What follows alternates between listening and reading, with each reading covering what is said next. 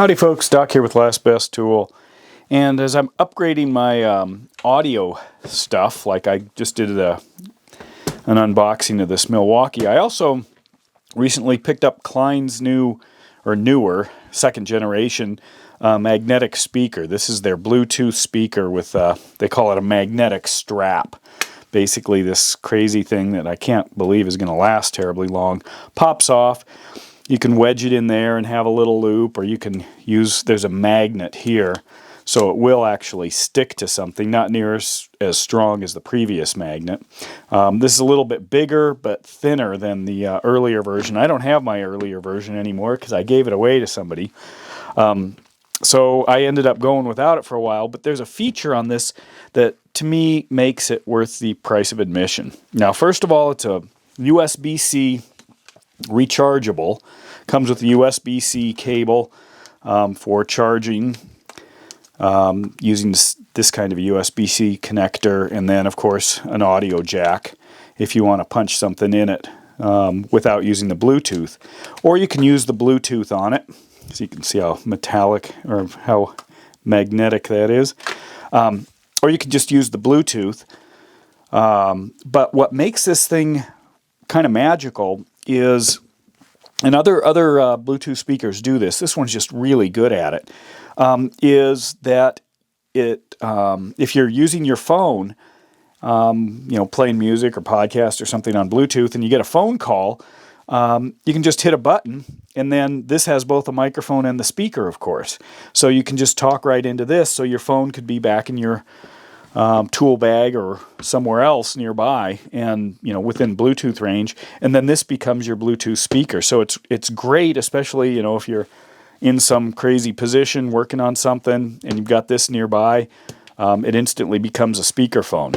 One of the things though that I do notice with Klein's, I did this with my other speaker too, is that they're very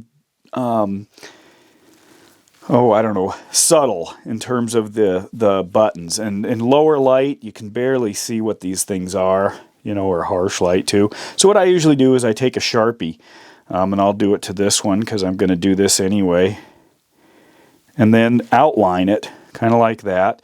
So here's my volume minus, kind of messing that up. Here's the volume plus, or toggling through. So there's the plus. I think these are backwards personally, but anyway, and then this is kind of that play triangle, sort of messing that up. And that's really, play and pause are kind of the same thing. So there, now I've got my brand new Klein all ready to go. There's also the Bluetooth button. If I wanted, I could make an indication there. Or the phone button. If you look really close, it's like a, well, see if you can see that. It's like an old school Bell telephone. I don't know, maybe you guys don't know this, but in the old days we used to have cords on phones. Now we call things wireless, and you're probably going, wireless? When did we stop talking about things that are missing, like horseless carriages? Well, this is a wireless speaker, meaning it doesn't have wires unless you plug the wires into it. But in the old days, there was no choice, and you had to have wires. And so that's like an ancient phone that, I can't imagine any kid today would recognize it. They probably don't know what that is. It looks like a bowl or something. But it's like an old black phone with the earpiece and the mouthpiece. Whatever. It's called a skeuomorph, I believe, is the term for something like that. It's an anachronistic characteristic that serves no purpose. It's just old, makes you feel better, I guess. But anyway, I like the way that this plays music. It's good enough. I know there are a lot of people who have much higher standards as music goes. I usually don't use these things in optimum environments. They're more for convenience. I got to go outside and do some mundane task. I'll grab it, stick it up to the side of whatever, and then play whatever I want out of it, as well as answer phone calls.